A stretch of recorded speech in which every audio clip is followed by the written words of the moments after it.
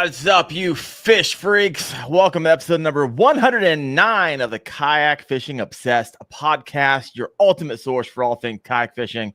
And if you're looking for insanely good, under-the-radar baits from elite, small batch bait makers, Dark Horse Tackle, brother. Seth, it's there, man. Check this out. Lure of the week. This guy, the Lil Digger. Check out how thick that bill is on that thing. This is a mud bug. It says painted by, let me do some specs on this, Stoneman and Sons, and it is a run 7 to 9 feet, 3/8 of an ounce, 2.2 inches in length, 3 rattles. You guys hear that right here? Yep. BKK hooks, man. So coming into the fall, I will be bringing my crankbaits back out to play, and I feel like this is gonna enter into the rotation. So came in my box. Head over to darkhorsetackle.com. I've been using a bunch of their stuff, with slamming on Lake Erie with their gobies, and so having a good old time. I know we talked about it last week. I think you doubled up on your drum this week. Week. I've caught like 30 drum in 2 outings. Could not keep them off. I caught a bunch of walleye too on the Z-Man Gobius. However, I didn't have a leader because I wasn't going for him. But every time I drag a Gobius in 15 feet of water in Lake Erie, boom, snatch, ping. I was like, oh my gosh, I'm at $12, $6, $6, $6. Like, I'm done throwing the Gobius. I'm done. That's an awesome lure. However, I don't want those things in the mouth of a walleye when I can't bring them in. Nonetheless, Seth, you doing good? You doing good? Yeah, you came on with 11 seconds to go, by the way. Everyone. Yeah.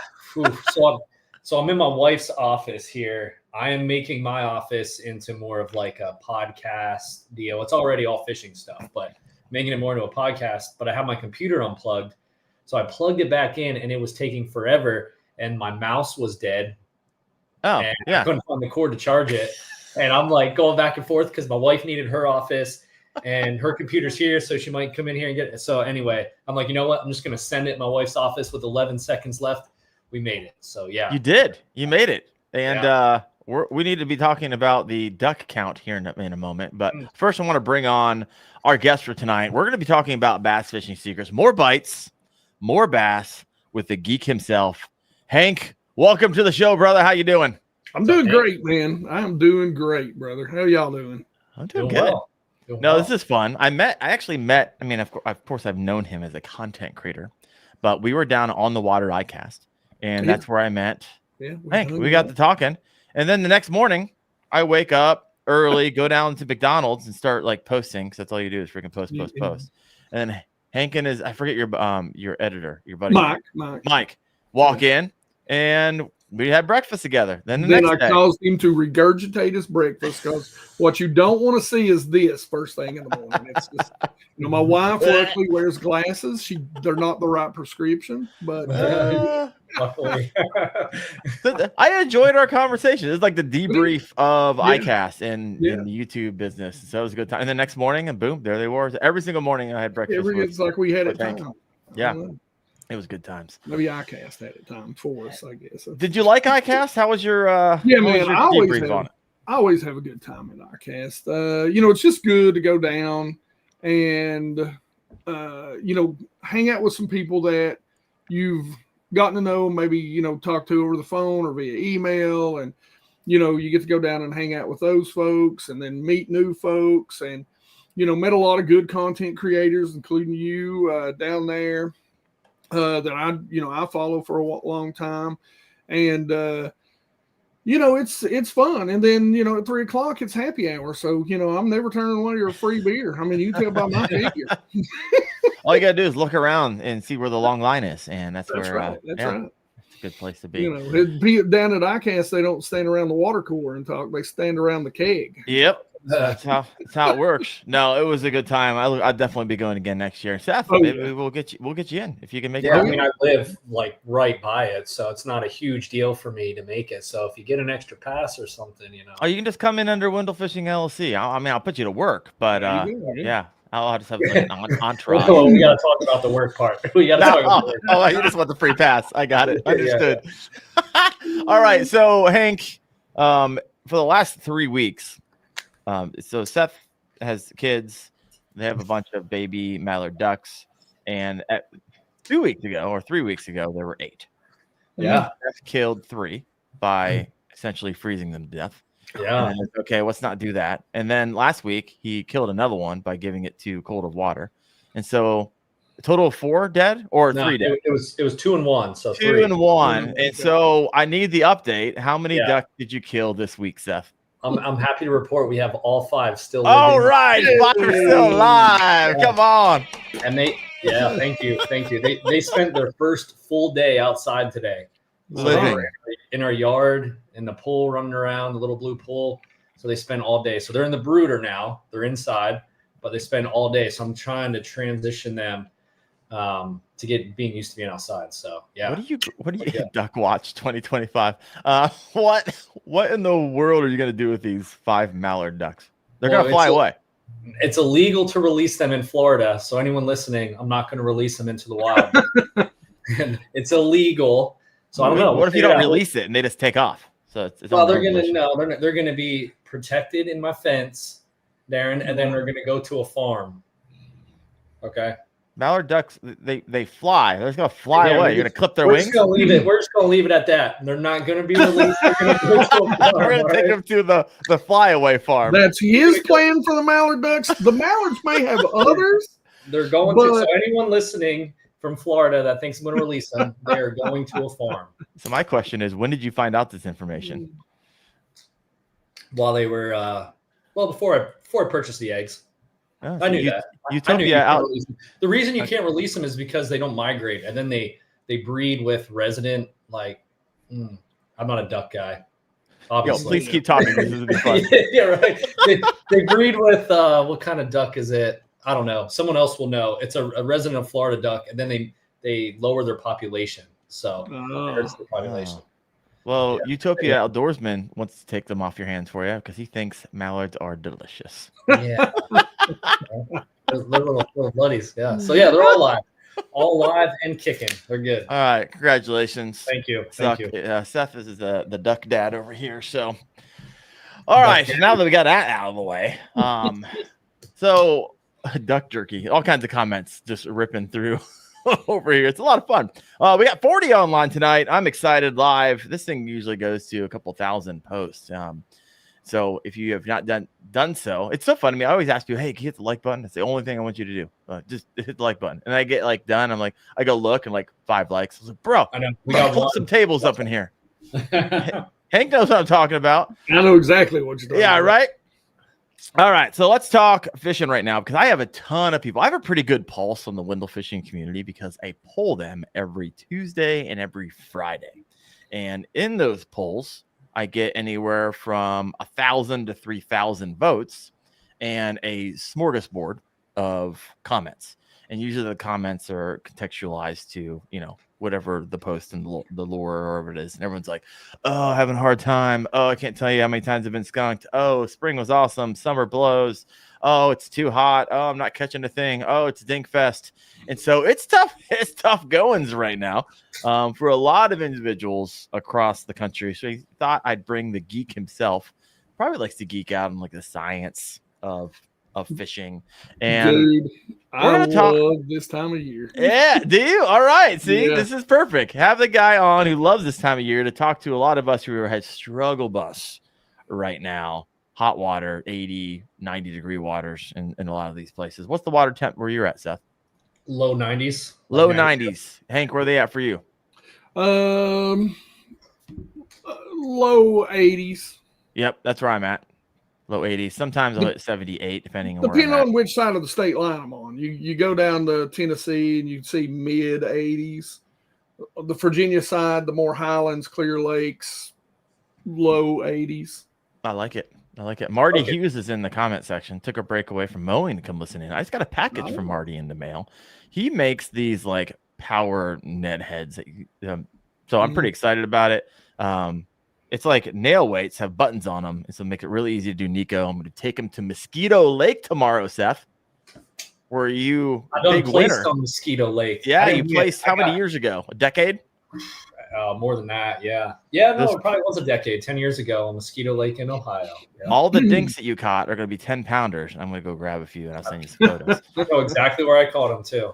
I Why don't you qualified send me for the National Bassmaster Champion or Bass Nation Championship from that event. Okay. Yeah. Well, I have Marty's Nico rig that he sent me. He sent me the whole thing. You know, when people are like, oh, I'll send you bait. He sent me the bait in a package with the Z-Man already connected to the Nico rig, which is already connected to the plastic. It was like all you had to tie it on. It was all there. I was like, got it. I mean, Marty's a man. He's like a full service over here. So I'm excited to be throwing those and a bunch of smorgasbord of other things. I have the download, but we'll see how that goes. I've been pulling up a lot of drum recently and got a 1975 bass and went out in a swim jig. So that's been fun. But Hank, let's back up a little bit. All right. So for those of you who might not be familiar with Hank, I'm not sure. You've been doing this for 9 years on YouTube. Is that right? Yeah. Hank? Yeah. Right on. Yeah. So why BassGeek, right? What drew you in such a data-driven kind of analyst of bass fishing? Well, number one, because I'm actually a network engineer. So I'm a computer That's how your geek. brain works, man. Yeah. You can't turn that off. Yeah. So, I like details. Now I've tried to, over the years, I try not to go too far down the rabbit hole because, sometimes, we are talking about fish whose, brains are as big as your thumbnail and we give them way too much credit, even though, there are some things that kind of surprises me every day about a bass, but, that's just kind of where it came from, computer geek, bass geek. And, I've always enjoyed, to me, I love learning new things. Yeah. And I love to be able to go out. It's why I always jokingly tell people, it's why I'm such a horrible tournament angler, is because I get so bored. Most tournament anglers, they do a few things really well. Yep. Well, me, Taylor. Just yeah, kidding, bro. Just kidding, bro. me, Like two things. I do two things. I just get bored of throwing that. So I'm like, okay, I know these fish are here. Let me see if I can catch them on this. Okay, they're not biting that. Let me try this. Okay, let me try it 3 different ways. And that's just that's what I enjoy about bass fishing. It's what I've always enjoyed about it is, finding them and then figuring out what is going to trigger those bass to fire. Yeah. No, this is what's going to make you a great content creator, right? And so you're constantly moving through the different baits. I had the time of my life about 3 weeks ago. Now, granted, I was on a private lake and they're hungry and they haven't seen a whole lot of lures, but I caught 25. I caught 25 different bass on 25 different lures. Like I was just a knot tying Palomar, knot tying machine that day, and it was just fun to see that many hits. So like a lot of top water hits and stuff I usually don't even throw because like, okay, that's usually a low percentage for me. It was just fun to rip through. Seth is he's one of those. He's on the flip side. Not that he doesn't know how to fish, but you have a few things that you know and have high proficiency in. And you're a tournament angler, right? So you're not going to go there and test different things. And you have limited time because it's the wrong time to do it. I know. Yeah. 100%. Do you do a lot of tournaments? Hey. Me? I do here and there. I'm trying to save money, have been for the past 2 years so that I can kind of do the YouTube thing full time. Oh, man. Come on. When you're a donator like me, I just rather donate to myself. So, you know what I'm saying? I'm there with you. I had that revelation about a month ago when I was doing the Kayak Adventure series. Like, this is fun. I like being here. Oh, it's fun. This is a good time. Yeah. However, I need to be in the business of making money versus losing money because it's highly unlikely that I'm going to land in the money. I'm traveling to unknown places. I don't have the time to go. This is what I don't think a lot of people realize about kayak fishing tournaments. Like, you got people who do this for a living. Yes. Right? And so they're showing up and they're taking advantage of the entire pre-fishing, right? They might be on that body of water 3 days straight, scoping out where they're at. And so they already have their milk run ready for that day. And if you're like the weekend warriors, like, oh yeah, I think I got a chance. I'm a pretty good angler. And you think you're going to come in and you're going to offset that advantage because you get a half day of pre-fishing, it's likely not going to happen. That's why you get the same grouping of individuals in the top of the lineup there. Not to discourage anybody from tournament fishing, but in order to compete, you got to be able to give it the time, and you got to have a lot of the technology to just be on the same level. Doesn't mean you can't win. Especially, it's even that way in the boating world, because I fish the two series that I fish are the bigger regional tournaments, a couple of different BFLs and we've got a tournament series called the Morristown Marine, which generally it's a team trail tournament. They do 5 tournaments. First place is guaranteed $10,000. And I mean, they pay out very well and have a generally about 230 boat average. But these guys, you're fishing with guys who are guides on those lakes. You're fishing against, and here's poor little BassGeek that's maybe getting 2 days a week because I still work a full-time job. I mean, it's gambling. It's gambling without knowing the percentages of the cards. It's just blind gambling. That figures it out. You gotta hope that you go out there and land on fish that are going to cash you a check. And that nobody else has found them. And generally, if it's me, you're going to get those. You're going to get those fish that everybody already knows about. You find them in practice, and you're like, "Oh man, oh God!" And then you show up 8 guys. Everybody got those. I say what I said. However, Seth is this anomaly, right? He was winning these tournaments, and he was doing 2 jobs at once. And he would go out, and I have like 1 day of fishing. He placed in top 3. So Seth, I'm speaking out both sides of my mouth here because I was like, okay, that's usually what happens. However, Seth, you're an anomaly because I've actually seen you do it, holding down 2.5 jobs. Yeah, some of us are just gifted, Darren. I threw you a softball. I expected you to get out of the park. I don't know. I won't fish an event unless I can practice. And depending on the size of the event, depends on the amount of practice that I put in. If it's a state event here in the state of Florida, I have some history on just about all the lakes. So I need at least 1 day of practice. If it's a national event, I need a couple days. So I don't really go out blind, but I know I'm going off topic here, but in the state of Florida, they have boat trails where they have, I forget the name of the trail, but it's like 8 or 10 lakes that they have on their schedule. Okay. And they don't release the name of the lake until the night before that they're going to fish the event. So it keeps people, because pre-fishing is such a massive thing. And there's people that work, there's people that don't work. So they will go out and like pre-fish that whole week to make that money. And then the people that work, it just discourages them to fishing that event.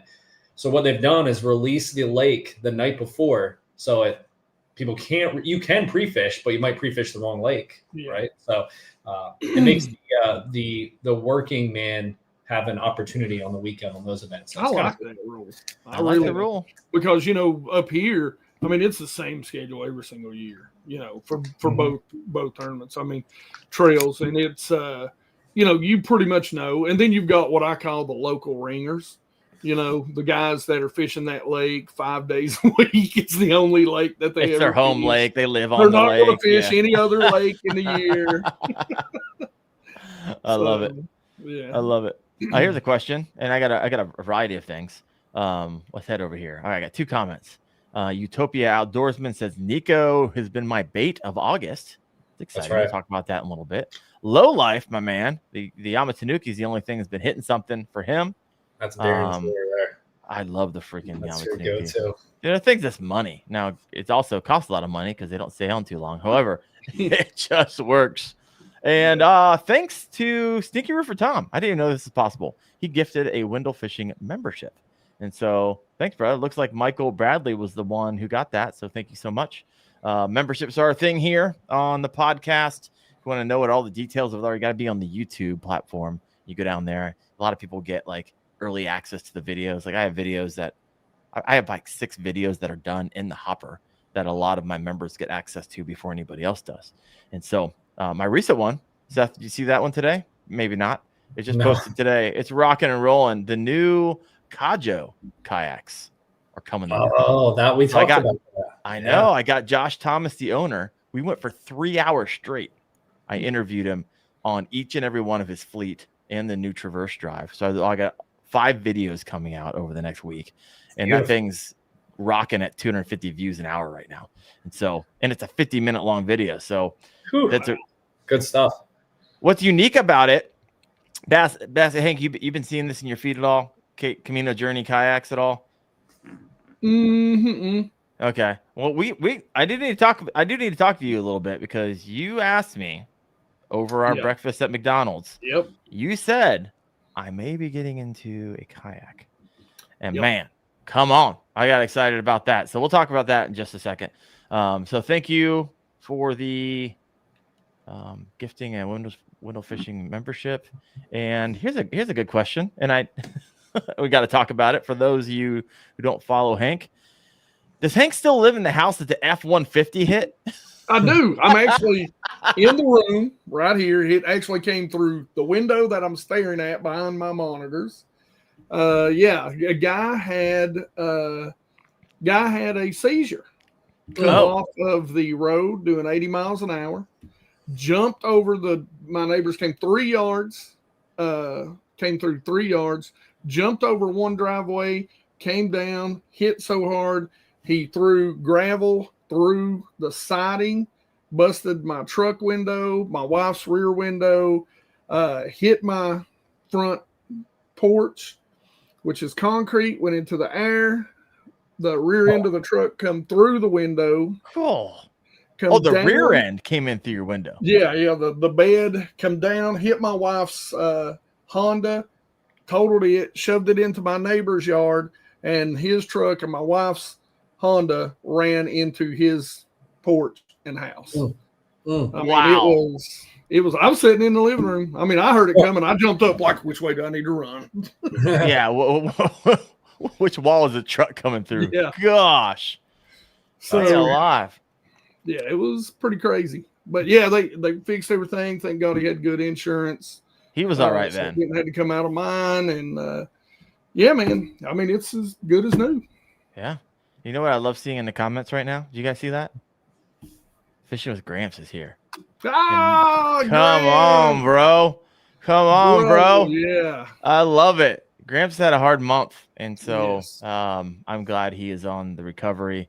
Talked to him a few times, actually, I think this past week, and so he's got his head in the right spot. And so, JT, brother, continue to pray for you, and glad you're doing well, and love seeing you in the comment section, man. And he says you need to get an XTR 130. So let's talk about that a little bit, and then we'll hop into the tactical fishing. When did you decide to get it? Because you're primarily a boat guy, right? You got like your dream boat. I do right now, and so why would you ever want to move away from that and get into a kayak outside of it's the promised land? So I've got a very specific reason that I want a kayak. And there's I fish a lot of highlands reservoirs. Me and you had this conversation. There's not those little areas in the lakes or places that you're going to get into that I can't get my boat into, because everything is it's straight up and down. I mean, you can watch the videos and you can see I live in the daggum mountains. And because you're in Tennessee, right? For those who don't know. Yeah, I live actually in Virginia, but I'm on the Tennessee-Virginia border. So a lot of the bigger lakes, like Tournament Lakes, I fish like South Holston, Cherokee, Chickamauga, Watts Bar, Fort Loudon, as I call it. But those lakes, Douglas, all those lakes are kind of my home lakes on that side. And then these little lakes over here, I'm not gonna name them because they're really small. And that's where I cut my teeth. It's where I grew up fishing out of a little John boat, that my granddad had, chained to a tree, and little motor guide, and a car battery. Yeah. And me and my buddies had 11-year-old on the lake all by ourselves, just throwing whatever we could find. So dream living right there. So that's what you want the kayak for. So what I want the kayak for is there's some good rivers around here: the Powell River, the Clinch River, the Holston River, and so there's some really good river fishing around here. Okay. And you can wade some of them, but it never fails. There's a lot of porous rock. For example, there's a creek in my backyard, it goes under about a half mile up and doesn't come back up out of the ground for about a mile down the road. Oh, wow. So unless it rains real hard. So you got a lot of sandstone and, that sort of stuff. So it's there's a lot of underwater caves and stuff like that around here. Oh, yeah. So it never fails. Almost every single year, somebody's out wading, and we call them suck holes. And so they get, they go down here and come up. And when you get in one of those, they're literally suck holes. It doesn't matter if you have a life jacket on. Yeah, you're not coming back up. So, so Wow. I'd rather be in a kayak. And I just want to, I think, because there's some really good smallmouth fishing and in some of these rivers. Yeah. And that's really what I want. So, I'm not really too interested in a trolling motor, maybe a little cheapo hand power pole. Might not want to, do that motion too much, but that sort of stuff, man. And I think that would be a blast to just be able to get out there, maybe 3, maybe 4 rods and maybe 2 boxes of tackle and just float, man. Float, man. Exactly. I tell you, I went down. Oh, go ahead. I was going to say, I got a question on that. So there are smallmouth underground right now. Probably, yeah. Yeah. That's kind of crazy. Just kind of blew a little bit. Yeah. I've thought about that. I've never tried to fish anything or find anything like that because I didn't want to stay away from it goes under, then comes back out. So there's probably smallmouth that are just chilling underground. Why don't you just throw your lure down the suck hole and see what happens? That's a YouTube video. I fished the suck holes of Tennessee. Have you ever heard the off-season jet toilet? How to cure the off-season bite, the winter bite? So there was this pro. He told this story one time. This has been years ago. He would take a fluke, and he'd find anytime he'd be in a hotel that had those jet toilets, like you hit it, and it's he'd drop it down in there and click it. Free spool it for just a few seconds, and he said it's the best fight of your life. got to get the edge. Yeah. I know that feeling. Holy crap! Around on February, early March. Oh my gosh! I'm gonna start playing fishing video games. Start heading down south. All right. So you've done the research. I know you've talked to some individuals. And you talked to Hoover. We had a conversation. I've done very little research. Okay. So, anything you're leaning into right now or thinking about? Not yet. I'm really dependent on, the kindness of you and Gramps and, some of the other kayak guys to kind of tell me, I do want to go down. I am going to take Chad up. I don't know if I get to do it this year, but maybe spring of next year. He said come down, jump in a kayak, and he'd show me some stuff and show me which ones that I'd probably want to go, and he'd take me out on a river down there. So I'm definitely going to take him up on that. I love it. Seth, you think you still staying with your Hobie for a while? Yeah, for sure, man. For sure. There's no reason to go anywhere else. See, that's you have like 17 reasons. All right. Yeah. See, I thought about the Hobie, but a couple of guys have told me, and one of the reasons why I was thinking about the Hobie is because the pedal drive where they come up. Yeah, the fin drive. Because there's a lot of shoals, like especially like the clinch hits. They're steep drop off shoals, so you'd have to get out if you wanted to go, too far down the river. So you're going to have to pull it across things. Yeah. You see that comment down there, Seth? Mm-mm. We need to see Seth and the native hammer. I'll catch him in anything. No, I'm just kidding. I do like the Hobie. I mean, I have no issues. All the issues other people have, I don't have. Plus, I had an issue. Well, I lie. I was about to say, you just cracked your hull and got to replace it. The seat, where the seat meets the deck, I cracked it, and then they gave me a brand new one. So, and you didn't wait that long, to be honest with you. So it was a good turnaround. 4 weeks. It took 4 weeks. Yeah. Okay, that's painful. And I got to keep mine in the meantime. And then when I switched them out, they let me pull everything off my current kayak, like all the extras, everything, all the handles, like every single thing that was on it. All they needed was the hull. So now I have a brand new kayak and all the extra parts that people say that they can't get a hold of. I got those too. So, yeah. I like it. Yeah. I like it. All right, Hank, let's head tactical. Let's talk fishing, like tactical fishing here. So when an angler says, I can't find the fish, right? I'm coming up short. All the things that I mentioned at the beginning of this podcast. What is the first thing that you tell them to do? Or what are the questions you start asking to start deducing? Well, this time of year, I mean, I think you've got to look for a couple of things. I mean, I think you've got to see if what type of bait fish are up shallow. Now, we're covering, he's in Florida, you're up north, I'm in the midsection of the country. Yep. So we're covering a lot of different things. Even during the summer, there's still seasonal summer patterns that are going on. And, for me, the first thing I'm telling anybody is look at your water clarity and start fishing 5 to 10 feet below it, even 15 feet below it. I mean, if you don't really have any sort of electronics, you're not, right now, because it's been summer, it's been stable, you're getting maybe a cold front or the nights are starting to get a little cooler. At least I know where you're at, where I'm at. I don't know about, down south yet, but I know generally in August, toward the end of August, you'll get that one little cold front and the fish start moving.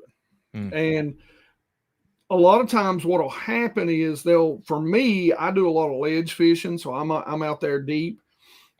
And I always tell people, because you hear everybody talk about main lake, first third of the creeks, man. If those creeks have water in them and they've got deep water, there's always going to be some fish that are still up there in those creeks. And then right now, especially as you get into September, they're going to start moving into any sort of brush, deep laydowns, that sort of stuff. So, have those swim jigs. But when it gets tough this time of year, when those deep fish have been hit by everything, it's always good to go up the river. Go find that current, go find any sort of grass up the river, get up there and start throwing around. There's always going to be some bluegill up there, some sort of panfish. And if you get in the right little pocket or the right little creek channel swing, they'll stack up there. So when you say deep, when you talk about reservoir in Tennessee, Highland Reservoir, and I fish some of them, they're fun. They're big lakes. Like you said, there's no like shallow bank. It usually goes from bank to 10, 15 feet, and then it starts doing whatever it's doing. Yeah. A lot of times they're really clear. At least that's been in my experience. Maybe not. They are super clear. So you can see all the, 10 feet down, you can see that tree that fell in and all that stuff. Yeah. In the lakes that I'm fishing right now on the Virginia side, well, even on the Tennessee side. Now, if I go down to Douglas, it depends on if I'm up or down the lake. You might get 3 to 5 down the lake. You're probably going to get 2 up the lake. Cherokee, you're going to get a little more than that. You're going to get maybe 15 down the lake. If you're up the river, you're going to get 2, 3. The lakes I'm fishing on the Virginia side, they can go anywhere from 8 to 20 foot. And when I say 20 foot, I can jump in and smile at you and you can count my teeth. I mean, they're clean. So, that's kind of where I start, and what I've really, and I know I'm going to bring this up because one of the things I love about learning is, so I've fished for being in the Highlands lakes. I love it. I find I get tickled a little bit when people start going, the last bastion of bass fishing is suspended bass. And we've only been able to do that since we've got forward face bull. I got videos on it. I've been fishing for suspended bass in open water, counting baits down with 2D forever. Yeah. Yeah. And so what happens to the bass here? Well, really quick, for those of you who might be listening in or new, what do you mean by counting baits down? So, like, because a lot of people don't have FFS. So, tell me what you're doing, because I want to fish suspended bait. So, kind of like what Seth said there, if there's one thing on God's green earth that I'm good with, it's your larger soft plastic swim baits. Because I've been throwing swim baits in clear water, because what's everybody tell you? Oh, man, it's clear, the water's still. Well, you want to go dink-a-link a little worm around. Go throw that little worm. Go throw that little tiny worm. Well, how many people do you think going down that bank's dink-a-link that stupid little green worm around? I'm one of them. But if I go down through there Me. If I go down through there on a 6 or a 7-inch really translucent swim bait, guess what's going to happen? They like steaks better than I like them will Vienna sausages. I promise you. And so that's what everybody does. So pick something like that up and go down. So when you're out there, what ends up happening here is you get into certain creeks and you'll get these bass that will suspend. And, for years when we talked about ledge fishing, we talked about, people talked about, well, they got to be lined up all on the bottom. Well, we found out that's a load of BS. Well, I knew that way before we had forward-facing sonar, because the ones that are on the bottom are not active. Yeah, you get them active because you run a crankbait through your reaction bite. You drag a jig or you drag a worm. They're easy to target because you don't have to think about the rest of the water column.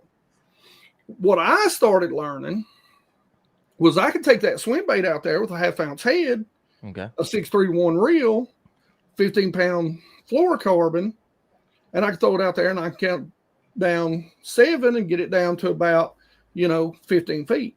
And then I can reel it at a certain speed and keep it at 15 feet. And those active bass that are up there chasing those shad will knock the crap out of it. All right. So when I start seeing those schools of shad and I start seeing kind of a common bottom, one of the first things I started doing was taking those swim baits and big underspins. Such a great ledge fishing tool that nobody really talks about or uses. A bigger underspin. 1/2 ounce with a 3 to, we'll say 6-inch Bastric style, hollow body, hollow belly style bait. Okay. Because a lot of times, and people are like, well, why don't you just throw a spinnerbait? Well, a spinnerbait's going to get a lot more flash because the body's not covering that blade in clear water. You're going to get the thump. Thump and vibration is such a key to getting bass. So when you're counting down a bait, what I would do way back years ago is I would count the bait down until I felt like it was at the bottom or just above the bottom of the shad. Because you bring that bait through that shad, through the bottom of it, what happens when that line comes through? That shad parts. And when that bass is looking and they see this little bigger shad and all that shad open up, it's just like going, come get me, daddy. So, and something happened this year. So me and you talked about this. I don't necessarily say where I'm at, but I don't hide where I'm fishing, when I'm out there making videos. Okay. So there's a couple of smaller lakes there's a couple of bigger lakes where people have gone to those spots. And so they start fishing those swim baits or those underspins. And so you got to kind of stay a little ahead of the game. Well, this year, so what I started doing a few years ago is, and I've actually got a video titled, what was it? 20 pounds over a 30-foot ledge. And I started throwing big top waters. And, what does everybody want to do when they talk about a big walking bait? They want to go, but, we're talking about largemouth. So you get out there over largemouth and they're sitting down there suspended 20, 25 feet. You want to tie a loop knot, get you a smooth nose, not a stub nose. So that's the reason why I'm a big heading fan, because I can get a heading to wide walk at about, 180 with a good loop knot and the right line. And what that does is that, because those largemouth, those bigger largemouth, they're like me. They're going to see that up there, and if it goes by their head, they're going to go, no, not worth my time. Yep. Now, smallmouth and a spotted bass way different. But a largemouth is going to be like, that looks good. No, that's done gone. I ain't chasing. They're fat, man. They're not moving far. I love barbecue, but if that truck is by me too quick, I'm not flagging it down. I'll wait for the next one. A little slower. So I'm going to get on the phone and be like, dude, can you make the U-turn? So what you do is you walk it and they'll just come up and they'll just suck it in. So, you know what changed to that? Well, because the swim bait and underspin bite died on me because, you know, I had a guy who I'm glad he did it, but I was in Lowe's and he was like, BassGeek, man, I stroked him on that point up there just like you said with that underspin. Hey, man, that's cool. That just makes me become a better angler. Yeah, because now it does, because now the fish aren't biting that spot no more. You got to find a new one. it's how it's how I discovered fishing spy baits on ledges. So, you know, for largemouth, you know, I was like, well, that ought to work.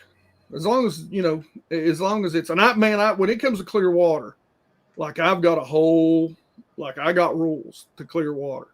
Well, let's hear them. Hank's rules to clear water.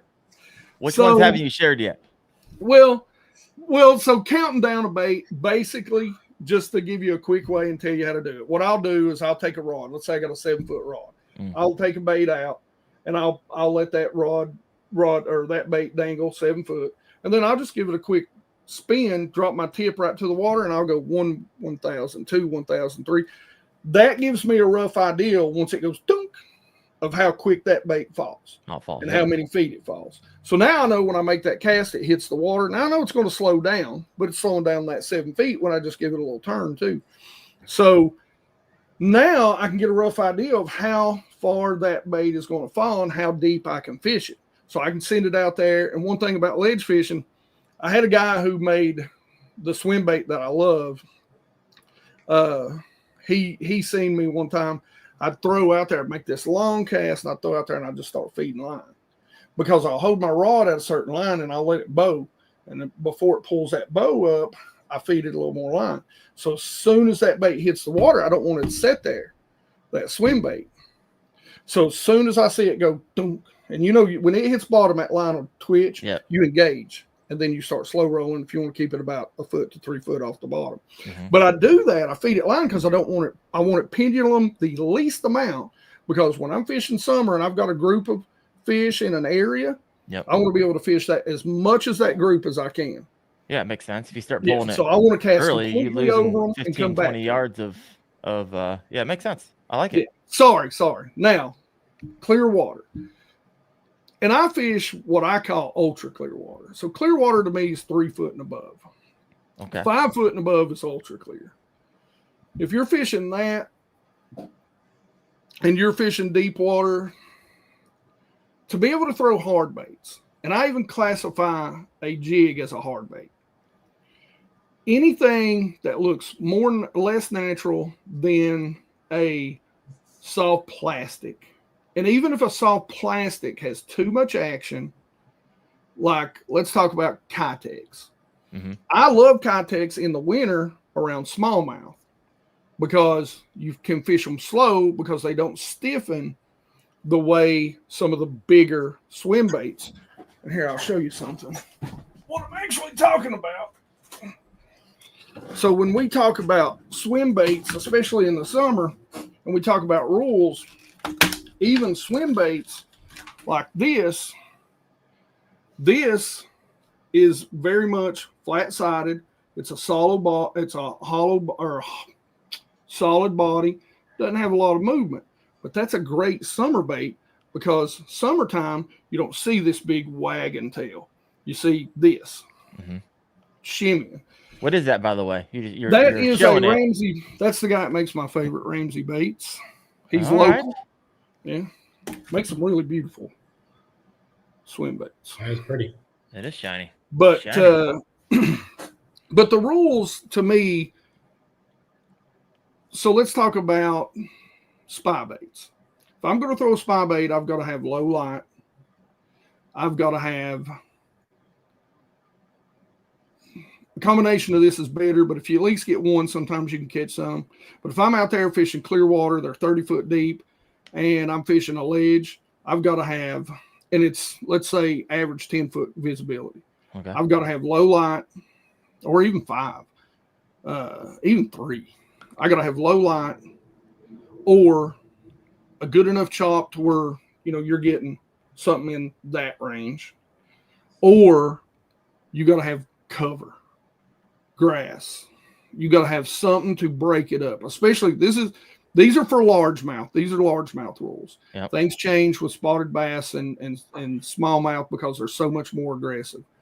But even during the summer, like I won't throw a jig unless I'm throwing it into something.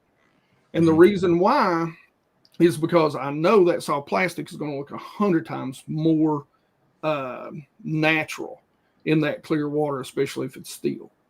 That worm is going to look. I will. Most people, the old rule used to be don't throw a ribbon tail into brush piles. I think that's completely backwards. If I'm fishing clear water, I'm throwing a ribbon tail into a brush pile. I'm not throwing one out on a ledge in open water. I'm throwing a big shaky head. And I've seen, we got the Nico question. Yeah. One of the videos that I just dropped a little while back was throwing a mag Nico rig. Throwing a 10 or 12-inch worm out on the ledge at Nico rig. Because what's everybody throwing? They're Carolina rigging them. They're shaky heading them. How many people are seeing a wacky rig Magnum Nico worm going? Not many bass are seeing that. Getting a little something different. But I like it. Sorry, man. I just get, you can tell, man. I get like, I had you on because I wanted you to geek out. And so I love it. Seth, any questions? Also, if you have any questions for Hank while we have him on, do and throw those in the comment section. Also, I want to know if you're listening in live.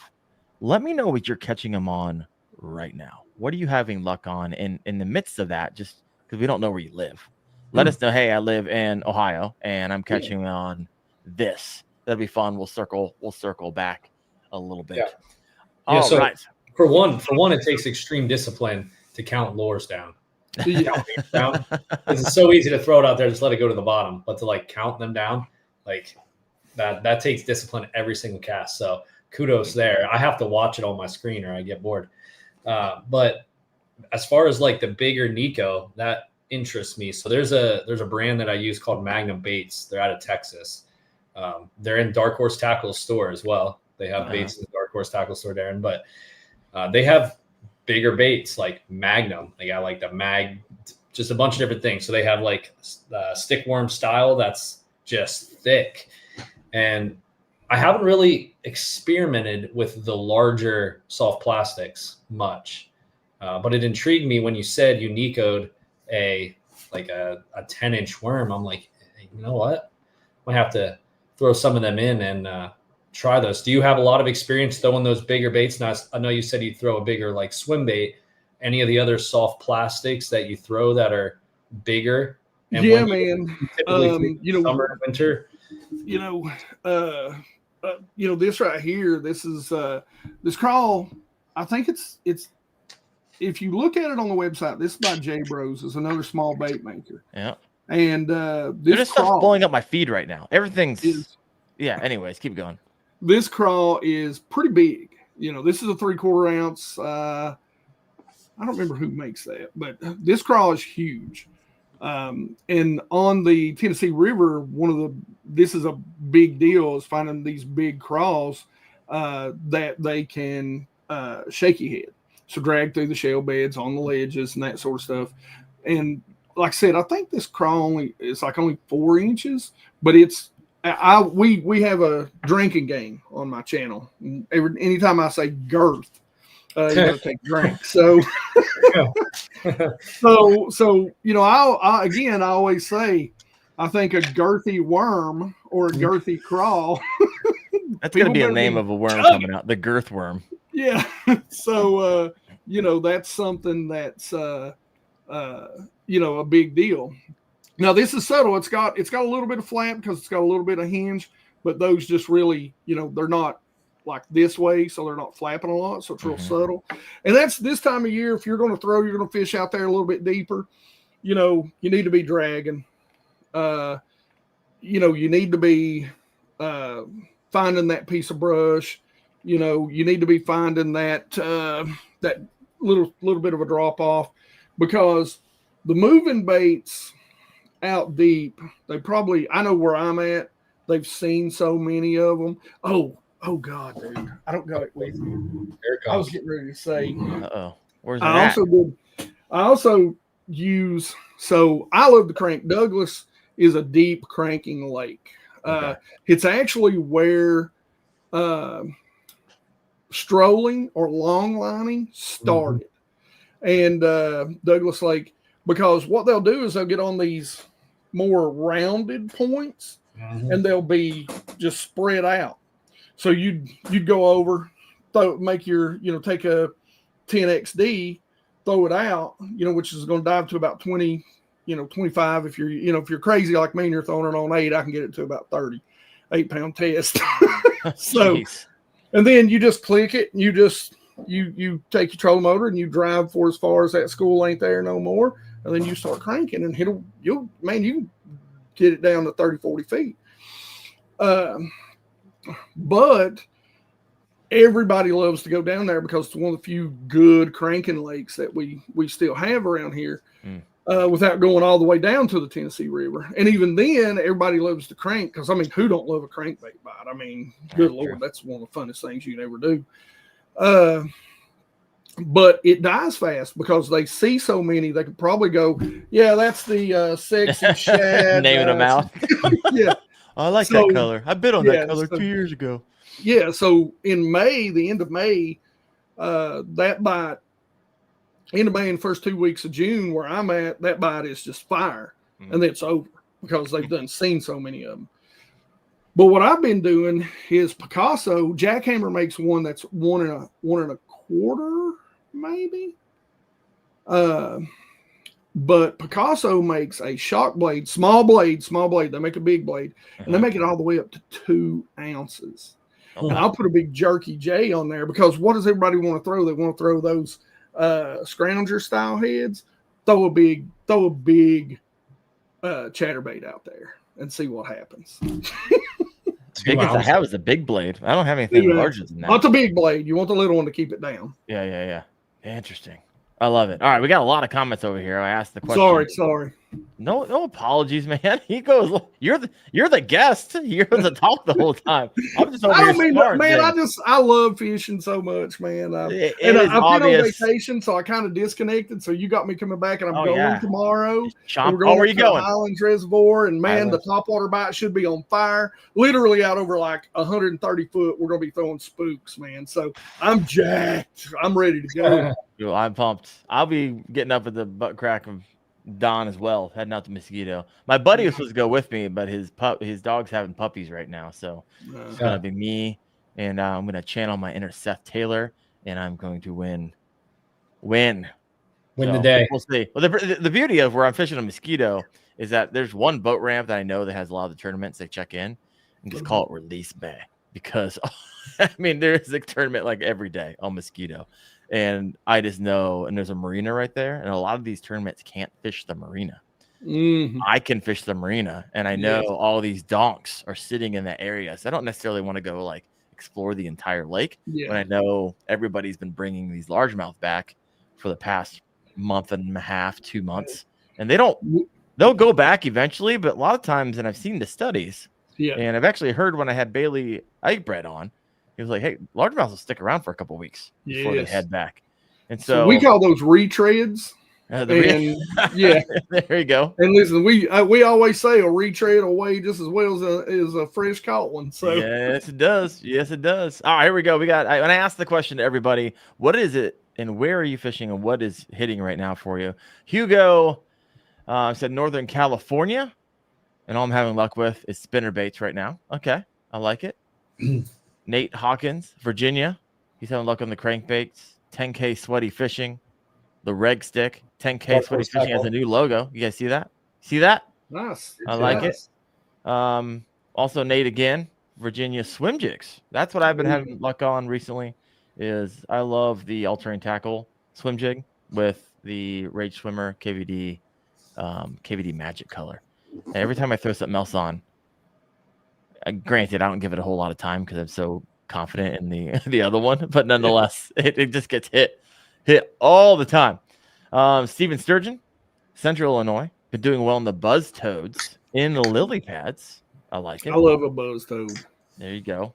I got my buzz bait, which is from the with the Brazalo lures. I got my buzzbait tied on for tomorrow with a toad on it, so I'm excited about that. Michael Bradley coming in said Hudson River, New York, Shimano World Pop Black and Blue Yamatanuki. Utopia Fisherman, lover of mallard ducks, says Nico and Frog, performing in New Brunswick, Canada. Wow. I like it. These folks are from all over the country, man. We got all over the freaking country. Colin B. Basson say won my tournament in Michigan on a wacky rig. The lake I was on wasn't super clear. Lots of weeds. Caught them in like 5 or 6 feet of water. The worm was dark pink Gary with a bright pink tail. You know what I just realized? I said these folks are from all over the country, and the last comment was the Canadian one. Man, I'm off. Yeah.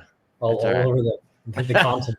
All over North America. We'll just consider it northern Maine. There we go. There you go. Yeah. All right, Brian March, Kentucky fisherman here. Been catching them on the jigs, casting at weed lines or other cover, just letting it fall, give it a little shake, recast to another spot. I like it.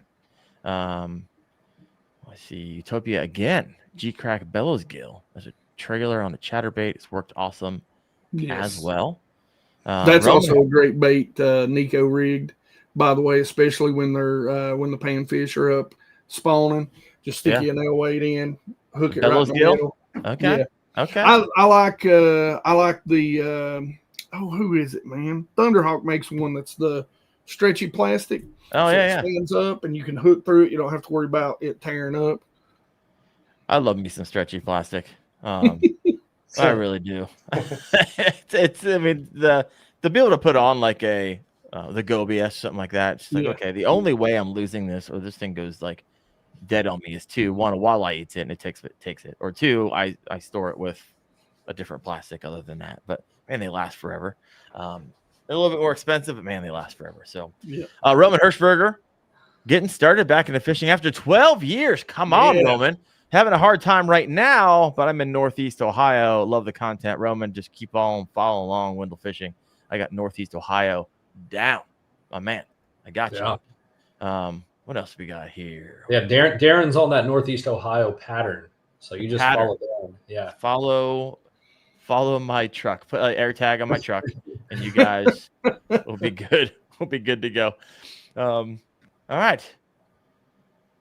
Oh my gosh, you guys see that? Some of the comments, the name of some of the comments. Sorry, am I even going to go down that road? Yeah. All right. Sometimes you just got to show up live, folks. Everyone listening is like, dang it, tell me what it is, Daren. Sorry. Sometimes you just got to be live. Hank, what are some of the major mistakes you see anglers doing during the summer that is costing them bites? It's the root cause of the reason they're getting skunked. What are some of the culprits you see a lot? So talking from August in my area, not taking the three things into account that you should always take into account for summer fishing. And we'll share those too. It's current, it's grass, and it's depth. And to me, for the summer, that's what it's all about. You got to find one of those three things. And you were talking about buzzbaits, and we were talking about toads. One of my other favorite patterns, other than fishing deep during the summer, is to go up the river and start early morning in that clear water with a buzzbait, and then as the sun starts to come up, switch over to that buzz toad, because again, it's a little more subtle. So if you get on a good buzzbait bite, you can move over to that buzz toad and you can catch a few more fish. So keep that topwater bite up shallow going. I think that's the biggest thing. Like, they just, and bass, like I said, bass in my area, they're moving right now. I'll guarantee you. Well, and I made this mistake right before I left for vacation. We had been fishing 2 or 3 ledges, and a major cold front had come through and dropped the nighttime temperature hard, even though we're back up. But we went up, and I tried my best to force feed. And, we were whacking them. I was fishing, because I'm one of those guys like glutton for punishment. If I go to a lake and it sucks, I'm going back until I figure it out. I can't let that happen. Everyone else is like, not going back to that lake. Yeah, everybody else is like, man, you ought to go down here. Da, da, da. And I'm like, no, man, this lake ain't getting off. Yeah, I know. Oh, that's it. I'm done. I think it's another reason why I'm such a poor tournament. Why can't I win tournaments? Yeah. But yeah, I mean, that's the big thing. We went out, we'd been catching, and it's hard. Like, you catch 5 bass on this lake and you're doing real well. Oh, wow. Okay. Are they sizable, or is it just tough lake? They're, a 16-pound bag is good on that lake. Okay. So, generally I can push 13 to 15 most of the time in 5. We went out, man, and we were putting 5 and 6 and 8 in before 10:30, and we'd get on the lake at about 6:30, and that's really good. But we went out the last time, and I sat on that one spot, man. And there was a few out there, and I tried, and I put one in the boat, and then we left because we had to film some content, some how-tos, that sort of stuff. And we went down the lake just to get closer to the ramp and have some good scenery to film. And the next thing I know, they're busting everywhere. Dudes are left and right catching them. And I looked at my buddy and I went, man, I got to go over here and check the mouth of this holler. And I go over and I check the mouth. They're just loaded at the mouth of this holler, man. And I'm going, man, they're already in this like fall. Late summer, fall, early fall kind of pattern. I'm like, golly, man, that cold front moved them a mile down. And I mean, they'll move it. The lake that we're going to fish tomorrow. Yeah. We followed. I've not been fishing that lake for long. And I had a couple of my buddies who fished some tournaments over there, and they're shallow anglers. And they're like, dude, come out here and help us figure out how to find these fish deep. Well, dude, we went out, and that just so happens I'd got my eyeballs beat in by some scopers on the, and I say this, and let me tell you, I'm 100% scoper. I hug, I sleep with mine at night. Oh, yeah. Because let me tell you, as a guy who counts down baits, it's a lot better to be able to see it and throw at it. 100%. I've done my years of due diligence, people. So don't be mad at me. All right, I did it before. Dude, we followed. I mean, we found these schools. So we get up there maybe late July, and we start finding. We go up into one of the major rivers, and we find these shad fry, or not shad. Yeah, shad fry, and they're all around this big, area, channel swing, and they're around this thing, and there's some fish around them. And so I'm throwing that through that ball of shad that's around this stick up that's sticking up out of 50 foot of water. And, we're catching one or two. And then all of a sudden, here comes this huge group in. And I start going, wait a minute. And so they're busting out away from me. And I start following them around. And there's 150, 250 largemouth schools out there. Wow. And so we just start clocking them, dude. And as soon as that nighttime temperature starts to drop, and I'm telling you, if that night temperature drops, they are moving. They are moving immediately. Because if that water temp drops 1 iota and it maintains that drop, first thing in the morning, I always say the correct water temperature is the first water temperature at daylight, safe light. That's the truest water temperature through the depth of the call, because you get the water that is cooled off all night, and then a lot of times you're only reading surface temperature as the day goes on. So it's only heating up that first 2, maybe 3 foot of water. Mm-hmm. So you really want to judge by that first thing in the morning.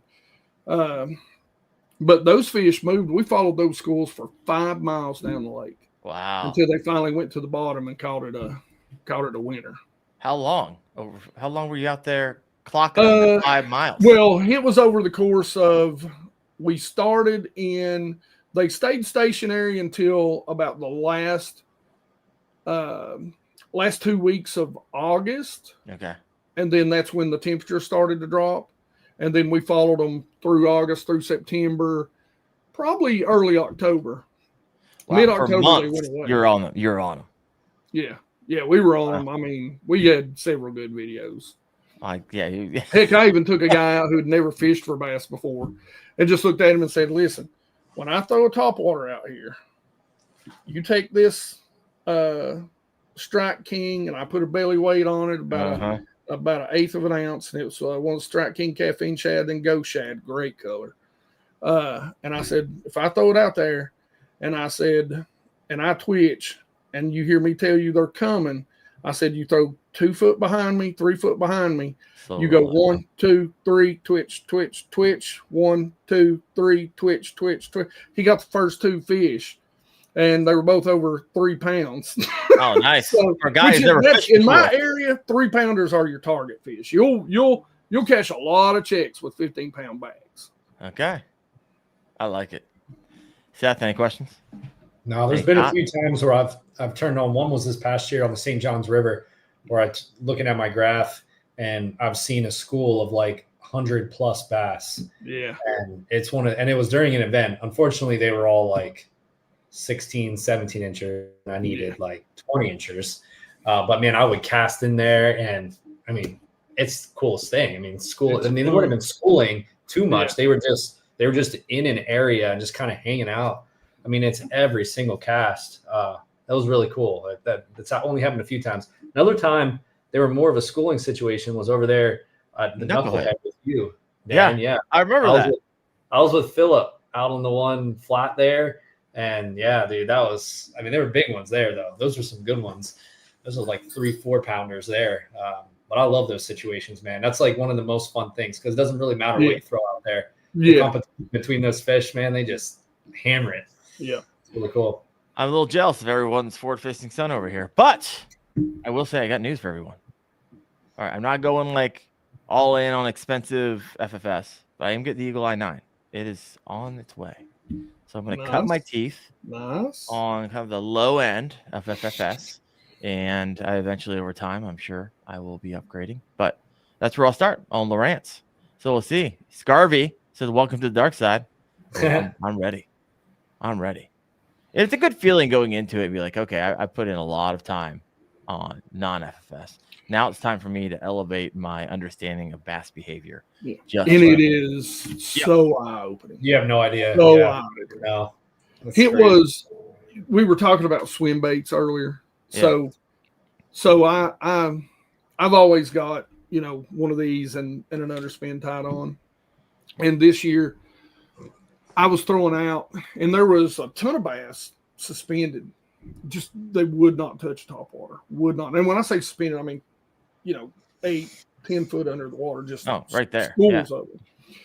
But everybody started doing that now on the lakes. So now I'm having to kind of, change up. And so I'd throw out that big swim bait, and I'd notice, man, I'd get followers.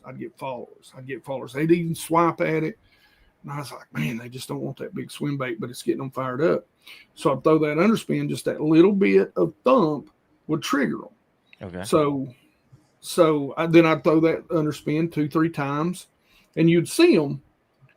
First cast, you'd catch one. Second cast, you might get 1 or 2 following. Third cast, nothing. And this is something that I've started talking about a lot.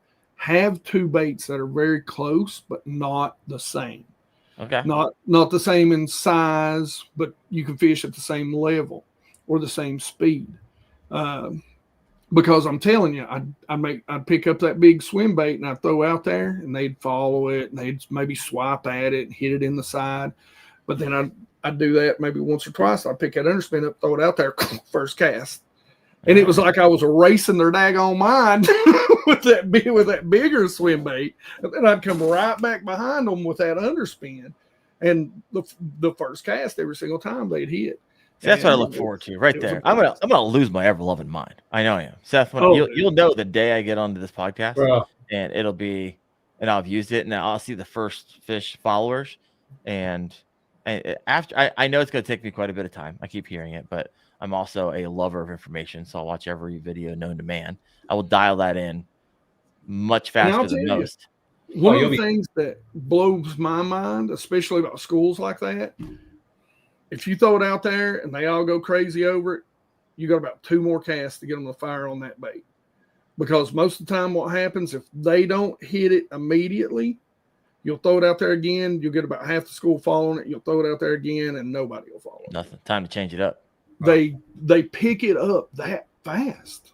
Their small little tiny brains are smarter than we think they are. Yeah. I think I said it before on here, but the followers, especially like big bass, like when you get good at it, you can tell like what a big fish is. And down here we have like 10 pounders. So like it looks like a big old carp following it. And you can tell it's a bass, not a catfish, whatever. Yeah. But I equate it to like deer hunting. Like I bow hunt a lot, grew up archery hunting, and you have like a big buck walking through and you have like a small window to shoot this deer or to draw and get a shot off. And it just doesn't come through the right gap, or it turns or does whatever. Like, it's just like this huge, like, oh, you got to be kidding me. And that's these big fish. When they follow, they nose up to it. And you're doing everything you think should work. And they just like, nah, no thanks. And then they turn away and you're like, oh my gosh, man. Dude, I don't have it. It's happening. And I don't get that feeling. It's tough to get them to bite then. That you did. The best opportunity is that first one. How many times have you buzz baited them? Now, what I mean by that is, you know how first thing in the morning, your first thing, you still got some sleep in your eyes. You throw in and that one goes boom, and you're like, oh, God. I can't tell you, man, how many times I've been working a jerk bait over a brush pile or something, and here just comes, I mean, just a dot, man. You know, it looks like he's just big.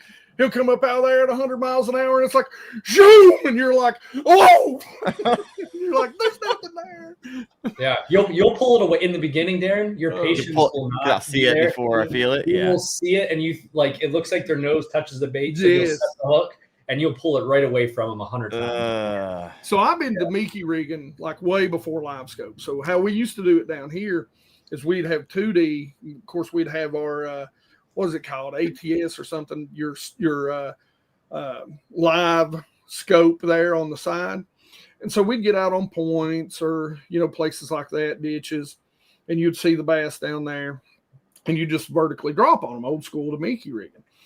And so when you'd vertically drop on them, they'd be anywhere from, 30 to 80 feet deep, smallmouth. Well, when they, after a while, you'd see that mark start to come up and you could watch your rod tip. They would come up and just nose it to see if it moved. And you'd sit there and watch your rod tip go, and then them swim back down away from it. Oh, yeah. Because they know a real shad ain't just going to sit there. Yeah, let them like nuzzle up to it. Yeah. Yeah. Wait till you see the difference in live bait, too. So when I fish tournaments with live bait, just kidding. But when I throw live bait on there for fun, when I win all these tournaments, my bad. It was a live bait tournament. Come on, it was a live bait tournament. 30X. That's why. That's the real reason he's got these mallard ducks. He's got to put harnesses on them. I mean, you watch. Have you figured out how to make their feet spinning yet? They do that themselves. Just tie it to the net. We're not letting Seth talk at all. We're talking. You got duck jokes, guys. You got duck jokes. I got him. You got jokes. I got them. I don't even remember what I was. Oh yeah, live bait. That's where we were. When you throw like jerk bait or worm, whatever, it's not working, and then you have like shiners or you have bluegills, whatever. You throw that out there, they all eat it right away. Right away. Big ones will eat it right away. They don't even take them. They'll chase it around a little bit and then just eat it. I haven't done that yet. And I swear, man, I've thought about getting just like some shiners and just to Mickey rigging them just to see what they would do. I mean, they're not going to move. You're going to fish it the same way, but I just want to see if they react to it differently. Yeah. Yeah. It's good stuff. It's fun. I haven't fished live bait. It almost feels like I can't. But I'm not in any tournament right now. It's like, why don't I go fish live bait? I haven't done it in probably, my gosh, 5-6 years. They'll eat it. I mean, there's a bridge down on Lake Manatee. Just gave it away. All right, guys. Whoops. There's a bridge on Lake Manatee. You have to watch this podcast an hour and 17 minutes to get that juice right there. In the summertime, big ones like 5-8 pounders just sit on this bridge. It's like 20 feet of water. They're suspended. And I'll run stuff through there. And you'll see it in some of my videos. I'll catch them on artificial. But if you just drop anything live in there, anything live, they just hammer it. chase it around, eat it right away. But it's cool. It's fun to You watch. told me big spoons on those bridge. Are they? I'm guessing it's piers or Yeah, they're pilings. It goes across. I'll drop some in there. Typically, I'm throwing. I mean, I caught one on a jelly worm last year, like a 12-inch jelly worm, just because I'm throwing every single thing that moves past them. Yeah. I caught one on that, but yeah, I'll throw when everything. you pull up there sometime, get you one of those Ben Parker 8-inch. Oh yeah, throw it in there right beside of it. Yeah. I told a buddy we were fishing on Douglas one time. There's a lot of gizzard shad on that lake, and we went down there, and I ended up fishing with. Oh God, I just went brain dead. Sean Strader, which is what's his name's brother, the elite pro. Oh, the one. What's his name's brother? Yeah, Wesley will smack me. But anyway, so I fished with Sean. And he's a shallow water guy, so we went all the way up the river. But I was down there, and the guy I was practicing with, because I was fishing as a co-angler, we fished deep all the time. Well, I was throwing a 6-inch spoon. I was throwing a big Ben Parker, big 12-inch, and they would only hit that 12-inch. A buddy of mine come down. He didn't get any practice. He comes down, and he's like, man, my guy's fishing deep. He says, I brought spoons. I got a 6-inch tied on. I said, take it off, throw that big one. I said, I threw those 6-inchers all day, and I said, I never took the first bite. Every time I'd pick up that 12, I said, or that 8-inch, I'd get a bite. He goes, and on 4 fish, dude, largemouth. That's back when, Douglas used to be worth a, what. On 4 fish, they pull up to this bridge. He makes a cast out there. Boom, 6-pounder. Puts it in the boat. Throws out there again. Boom, 5-pounder, puts it in the boat. Now he's a co, dude. He's a co. He gets 4 fish and a giant crappie on an 8-inch Ben Parker spoon. Oh wow! And he finished the second. He led until the last, like one of the last groups come in, and he finished second with 4. And he had 4 that were like, I think 3 of them were over 5. So, and one of them I think was like 3.5. So. But yeah, dude, on those bridge pilings, those big spoons, especially down there where you're at. I've noticed on the bridges too that, no, it's not a guarantee, but typically they don't set up until like 2-3 hours after daylight. So they're not there in the mornings. I'll check them because I have to go through some of the bridges in the mornings, and they're never there in the mornings. Huh. That's something else that I've noticed up here, like those big schools, like we're going to chase tomorrow. They go to the bottom. And they go to the bottom at like 6-7 o'clock in the evening. And it's almost like clockwork. 9 o'clock, me and my buddy Mike joke about it. It's 9 a.m. and we'll go fish shallow until 9 a.m. comes. And then boom, they're there. They'll just come up off the bottom from somewhere and be out in the middle chasing shad. I don't know if the shad begin to pull up and sun because it's full of a lot of threadfin. Threadfin love the sun. And, it's like clockwork, dude, for us. It's awesome. Daren, I know you're going to land this ship pretty soon, but I have something to discuss real quick. I don't think we've what I can't get out of my mind, which is how can you hook a harness to a mallard duck and go bass fishing with it? These ones are too big. These ducks are big now. It'll be a teener now. They're a month old. You catch one on these ducks. Throw them in your side pond. I'm telling you, that'd be awesome. They go viral, guaranteed. Then have your wife take a picture with it, and then you're set for life. Probably, yeah. Right, the wife is a cheat code on YouTube. So completely separate topic, but it's on bass fishing. All right. You probably know this, but Bassmaster on Roku 24/7. Have you seen that? Nope. I've heard it, but I have not. I have been falling asleep to Bassmaster Your wife every loves single it. day for the last month. Wow. Oh my gosh, dude. It is like heaven to me, man. You know how I always put a show on at night to kind of fall asleep to, whatever. Yeah. My wife will read, after we watch a show together, she'll read or something, and then she'll go to sleep. Well, I put on Bassmaster, and it is it's 24/7 on Roku, the Bassmaster channel. It's amazing. Right. So if you guys didn't know that. Know what I've been thinking about? And I think I got the idea from you, Seth, because I believe in your garage, you have a TV, right? I do. I saw that one in the background of one of your videos. It's like, you know what? I'm looking around my garage. It's like, I need a TV. And if Roku has 24/7 fishing on, I'll just run that 24/7.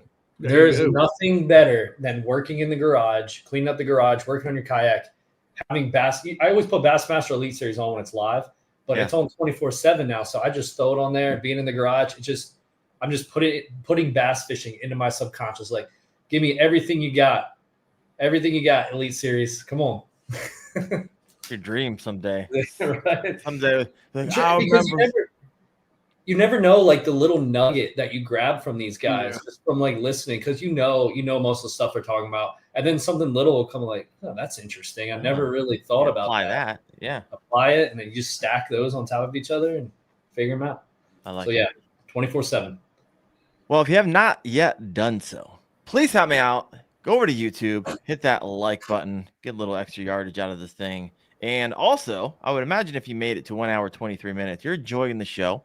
So if you're on Apple or wherever it is that you're listening to, please head over and rate this bad boy, even if it's just giving it 5 stars. I love it if you write a comment. I like reading those. So it's also always a good time. Last question for you, Hank, and we didn't even touch the service a lot. I'm going to have you on again. I know I am. Also, tomorrow, I'm always happy to hang. If you're on the lake tomorrow and you're catching some donks, send me some photos. Okay. Likewise, it'll be fun. We'll go back and forth. But what is on the docket for you? What do you have? What's next for BassGeek? Any new projects? Any tournaments? Any collabs we should be looking out for? Not right now, man. I'm just trying to gather everything back up. Just because, again, we went to ICAST in July, and then we went on vacation in August. So right now, the biggest thing is just get out and get some content and get some stuff ready to go, because I've got nothing in the can right now. So, just fishing, man. I found a little something. I fish for a lot of smallmouth during the winter time down here, and I found a little something that, like you said, Seth, nuggets, man, and even old school nuggets. This was something that I remembered from a Lender's Angling Edge, talking about big fish and how they sun themselves, and how during the wintertime they're already starting to, create those eggs. And so those females like to get out and suspend up, and that was kind of a jerk bait sort of deal. But man, I found something last year that I didn't see anybody else fishing, and it took me a minute because they were a little, they were picky. But once I got that dialed in, I was like, oh. And then of course I didn't get to come back and do it again for until after it was over. But so there's certain things I'm looking forward to, and of course I'll share that with everybody. But only if you watch his videos, by the way. He's not sharing it right now. That's right. Yeah. Get over there and subscribe to BassGeek, because I don't want anybody in my area seeing this and running out there to those spots doing it before I get the fun out of it. You're almost to a silver play button, aren't you, Hank? I'm close. We're closing in. We are at 89. 89.4. Yeah. So in Q1, you could be silver play button land. I hope so. We were rolling, and then of course the channel got hacked. They put up a fake Elon Musk live stream selling some Bitcoin. But I have to say, man, shout out to YouTube. I was in YouTube purgatory for a little while. They wouldn't push nothing, wouldn't do nothing. But we got it back, and then had another hack attempt. Like 2 months later, we finally started rolling again, and then went right back into YouTube jail for a little bit. So we're still trying to just, all you can do, man, is pump out content. So throw the noodles against the wall and hope some of them stick. Well, maybe one of these days when I start heading down south, I'm coming down for the Nationals down on Guntersville. Maybe on the way there and the way back, we get on the water together. Have a good time. Yeah, man. That'd be great. Maybe by then you might have your river yak, and we might go on a float. Yeah, that would be now fun. We're talking. That'd be fun. I'll tell you what, especially if you're coming down that way, we could meet down that way, and I'd take you out on a river down there up above Douglas, where you can catch some. Now, see, you wouldn't be impressed by these southern smallmouth down here, but still fun in the river to go catch them. I love me some smallmouth fishing. That's Yeah. ridiculous. So, what you said you went up to Erie just earlier. That's like bucket list stuff to me. Yeah, I need to get up there more often when the smallmouth are running shallow, and Yeah. so I'm going to get on that. I could go up tomorrow morning and catch probably my 10 walleye. They're shallow right now. They ain't nothing better eating than a walleye. Nothing. All right. Well, folks, I appreciate you listening to the KFO show, and special shout out to the show sponsor, Dark Horse Tackle. I know I talk about them a lot. I use their stuff. I know that Seth uses and has had a lot of success with their boxes. So if you've yet to check them out, head over to darkhorsetackle.com. You can get a monthly subscription box. However, if that's not your thing, they just have a bait store. So you can go in there and kind of pick and choose a la carte what you like. The guys are awesome to work with. And yeah, I'm just a big fan. So thank you so much there. But we'll have another guest. I have a guest for the next 2 months. Seth is like, I know, I have all the counter invites that come to my inbox every single day. But we are literally packed for 2 months straight because I came back from ICAST and I had the litany of individuals. So I'm excited about that. But Hank, we'll have to have you back on the show again. Thank you, Rock, brother. wealth of knowledge. I know we didn't even scratch the surface, but thank you so much for your time. Thank you as well, Seth. And I'll see you next Tuesday night at 8:30 p.m. Eastern on the Kayak Fishing Obsessed podcast. Hey, you guys have a good one.